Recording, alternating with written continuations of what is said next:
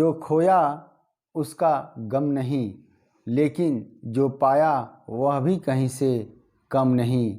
जो नहीं है वह तो ख्वाब है, लेकिन इस नेचर की ब्यूटी तो लाजवाब है।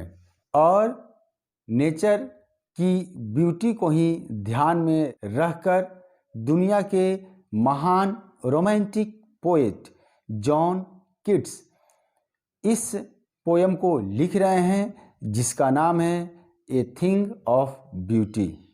Welcome back to SK classes. आप लोग इस वीडियो को स्किप किए बिना अंत तक देखेंगे ताकि पोयम अच्छी तरह से समझ में आ जाए। साथ ही साथ यदि आप मेरे चैनल पर नए हैं या अभी तक आपने मेरे चैनल को सब्सक्राइब नहीं किया है तो सब्सक्राइब बटन तथा बेल आइकॉन को दबाना न भूलें, ताकि जब भी मैं नेक्स्ट वीडियो पोस्ट करूं तो उसका नोटिफिकेशन सबसे पहले आपको मिल जाए। Stay watching, keep learning. John Keats was a British romantic poet. Although trained to be a surgeon, Keats decided to devote himself wholly to poetry. This poem, A Thing of Beauty, is an excerpt from his poem Endymion, a Poetic Romance. A Thing of Beauty नामक यह कविता John Keats द्वारा रचित एंडाइमियन ए poetic romance का एक अंश है। A thing of beauty is a joy for ever, its loveliness increases, it will never pass into nothingness, but will keep a bower quiet for us and a sleep full of sweet dreams and health and quiet breathing. A thing of beauty is a joy for ever. For ever means everlasting. एक सुंदर वस्तु हमेशा सुखदाई होती है, आनंददायक होती है। इट्स लवलीनेस इंक्रीजेज, इसकी सुंदरता बढ़ती रहती है। कहने का तात्पर्य यह है कि beautiful things have a lasting impression on man's heart. They give him great joy and happiness and also help him to gain inner peace and काम।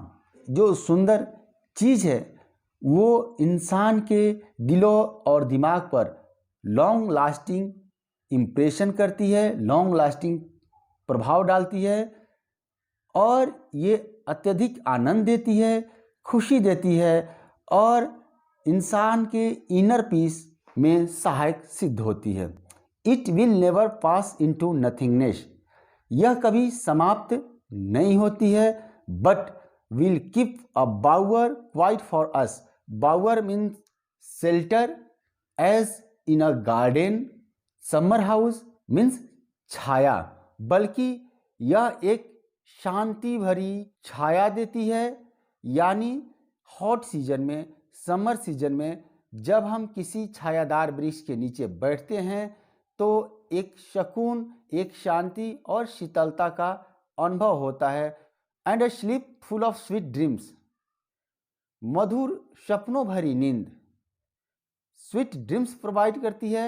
एंड हेल्थ, स्वास्थ्य प्रोवाइड करती है। एंड क्वाइट ब्रीदिंग, और शांतिपूर्ण हम श्वास लेते हैं, वह क्षण बिल्कुल ही शांति का होता है, सुकून का होता है। Next stanza.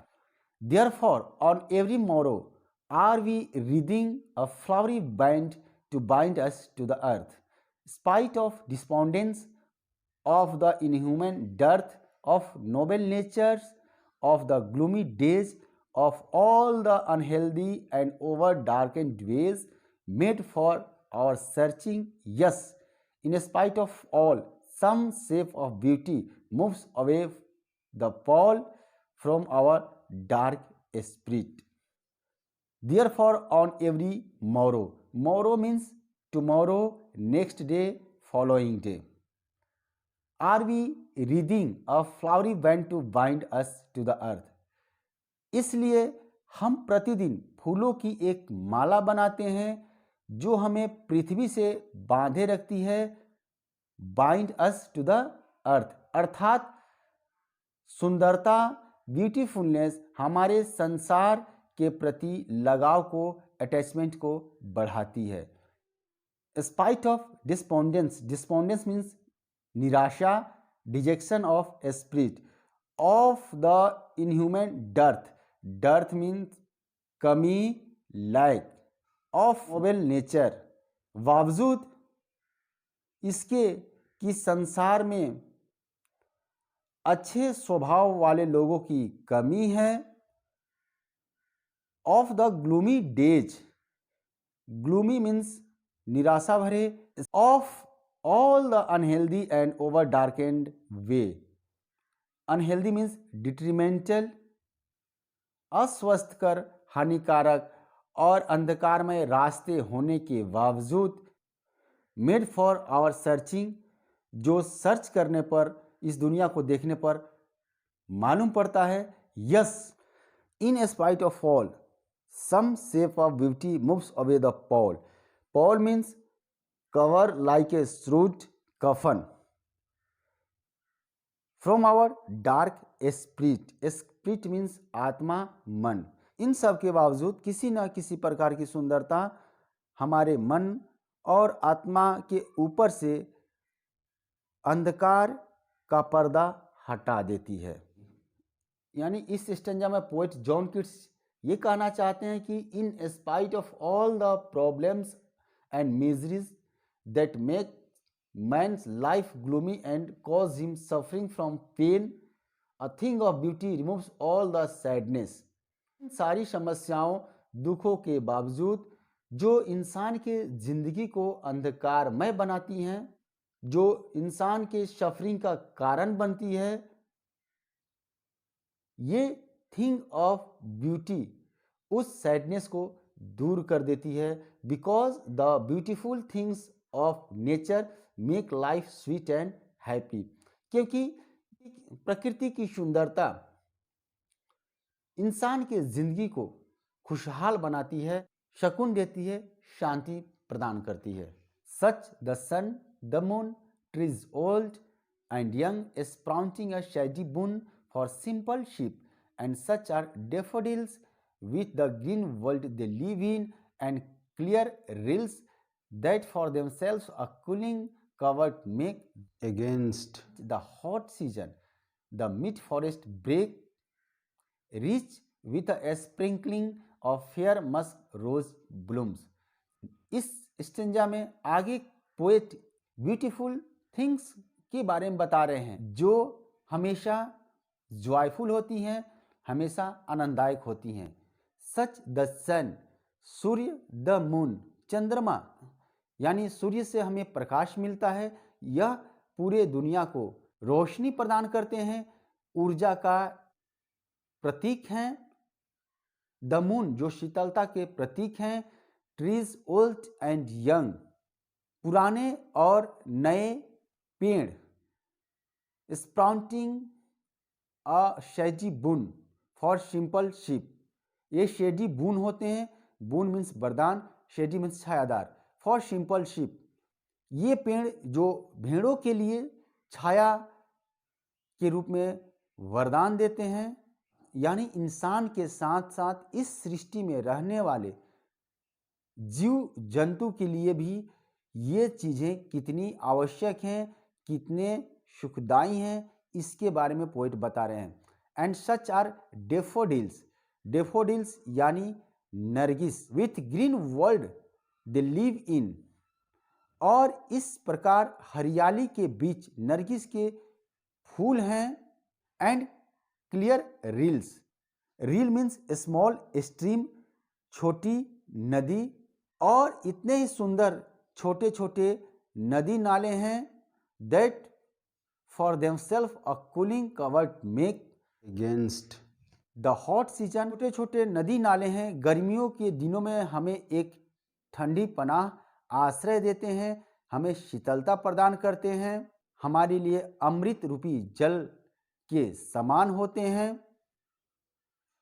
The mid forest brake rich with a sprinkling of fair musk rose blooms, इस प्रकार से सुंदर जंगल के मध्य में मिड फॉरेस्ट, ब्रेक मीन्स झाड़ियाँ हैं, rich with sprinkling of fair musk rose blooms, जो गुलाब की खुशबू को इधर उधर बिखेर रही है, स्प्रिंकलिंग कर रही है, यानी उस उपवन को सुगंधित कर रही हैं।